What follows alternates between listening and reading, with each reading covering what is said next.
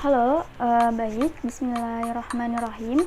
Assalamualaikum warahmatullahi wabarakatuh. Perkenalkan, nama saya Putri Wulandari. Saya akan membahas salah satu bab kita, yaitu zakat pertanian.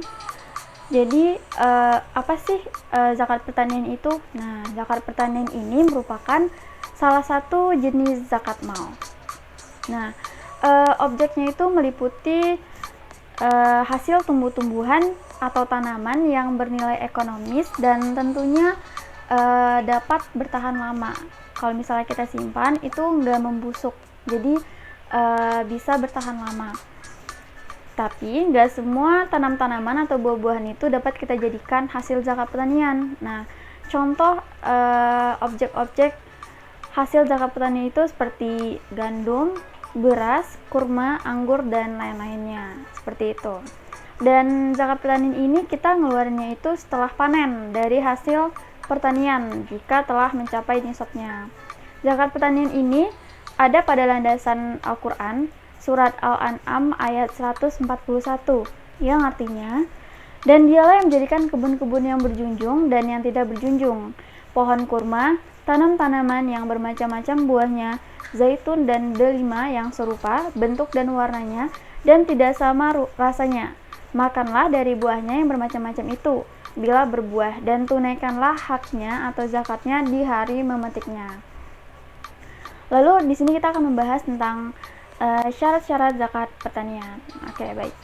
Syarat-syarat zakat pertanian ini yang pertama adalah sudah mencapai nisabnya. Nah, jadi berbeda dari zakat fitrah atau zakat yang lainnya, itu kan pembayarannya itu ditentukan menjelang hari raya Idul Fitri ya.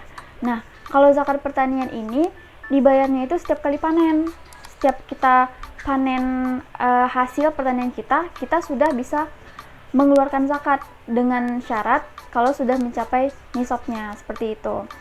Nah, jadi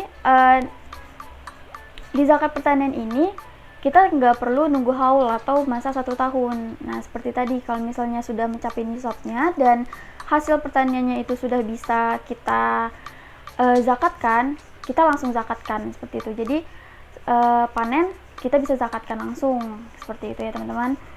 Nah, jadi khusus untuk zakat pertanian ini syarat haul itu tidak berlaku. Adapun nisab hasil pertanian ini adalah 5 wasak atau setara 750 kg atau sebagian lain menyebut 653 kg. Kira-kira seperti itu. Untuk bahan makanan pokok seperti beras, jagung, gandum, kurma, dan sebagainya. Yang kedua, syarat ke hasil pertanian yang kedua yaitu sawah milik kita sendiri. Nah, syarat kedua yang harus dipenuhi adalah harta tersebut milik kita sendiri atau lahan pertanian ini milik kita sendiri. Kita tidak menyewa, kita tidak bekerja dengan sawah orang lain atau di lahan sawah orang lain, seperti itu. Jadi sawah ini atau lahan pertanian ini punya kita sendiri, milik kita sendiri, dan kita yang mengelolanya, seperti itu. Lalu ada tanaman tersebut adalah makanan asasi yang tahan dan disimpan lama. Nah, jadi seperti yang disebutkan tadi, hasil-hasil pertanian ini yang bisa kita simpan lama. Nah, kecuali kayak tumbuh-tumbuhan atau buah-buahan alpukat, durian itu nggak termasuk zakat pertanian. Mungkin termasuk ke zakat hasil perdagangan atau semacamnya. Lalu berikutnya, syaratnya itu tanaman tersebut adalah hasil usaha manusia dan bukannya tumbuh sendiri, seperti tumbuh liar, dihanyutkan air, dan sebagainya. Oke, selanjutnya yaitu kadar kewajiban zakat hasil pertanian. Nah, yang pertama, apabila lahan kita atau lahan sawah pertanian diairi dengan air hujan, sungai atau mata air, maka besar zakat yang dikeluarkan itu adalah 10% dari hasil zakat pertanian atau hasil panen kita.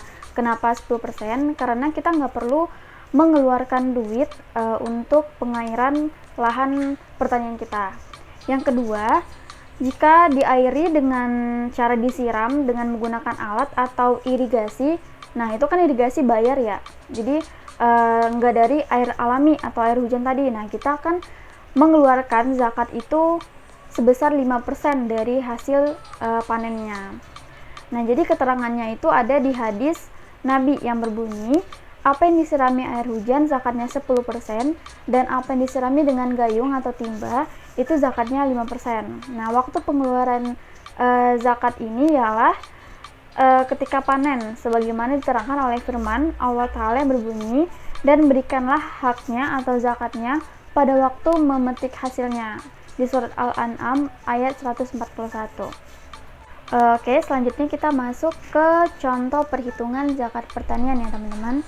Nah, contohnya yang pertama adalah seorang petani memiliki sawah seluas 1 hektar yang diairi secara irigasi. Nah, di sini sawahnya diairi secara irigasi, yaitu berbayar, tidak dari air hujan, sungai, mata air, dan lain-lainnya. Jadi setiap kali panen, sawahnya dapat menghasilkan 2,5 ton gabah padi. Biaya yang dikeluarkan untuk pemeliharaan sejak masa pengelolaan sampai masa panen kurang lebih 1 kintal. Berapakah besaran zakat yang harus ditunaikannya jika nisabnya 653 kg? Nah, jadi jawabannya adalah pertama itu kita menentukan persenan pengeluaran zakatnya, yaitu 5%. Kenapa 5%? Karena perairannya itu dari irigasi atau berbayar, tidak dari air hujan atau air alami ya teman-teman. Nah, jadi perhitungannya hasil panen kotornya kan 2,5 ton ya, jadi 2.500 kg kalau kita ubah ke kilogram. Jadi 2,5 ton sama dengan 2.500 kg. Nah, lalu dia ada biaya perawatan senilai 100 kg. 100 kg. Nah, jadi kita akan mengurangi 2.500 dikurang 100 kg. Nah, jadi hasil akhirnya itu zakatnya 2.400, kan hasilnya tadi 2.500 dikurang 100 kg ya teman-teman, hasilnya itu 2.400 netonya. Nah, jadi hasil akhirnya yaitu 2.400 dikali 5% sama dengan 120 kg. Nah, jadi zakat yang harus ditunaikannya itu sebanyak 120 kg. Lalu contoh perhitungan zakat pertanian yang kedua, yaitu seorang petani memiliki sebidang sawah seluas 2,5 hektar di daerah tak ada hujan.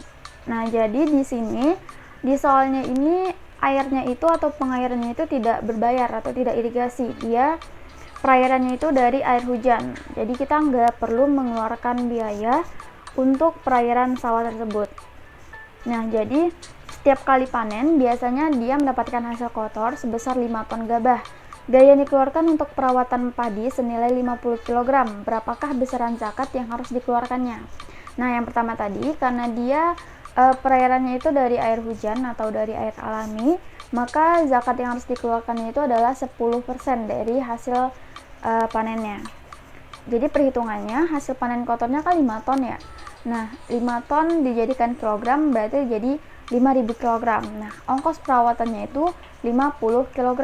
Kita kurangin tuh untuk mendapatkan hasil panen bersihnya, yaitu 5.000 kg dikurang 50 kg.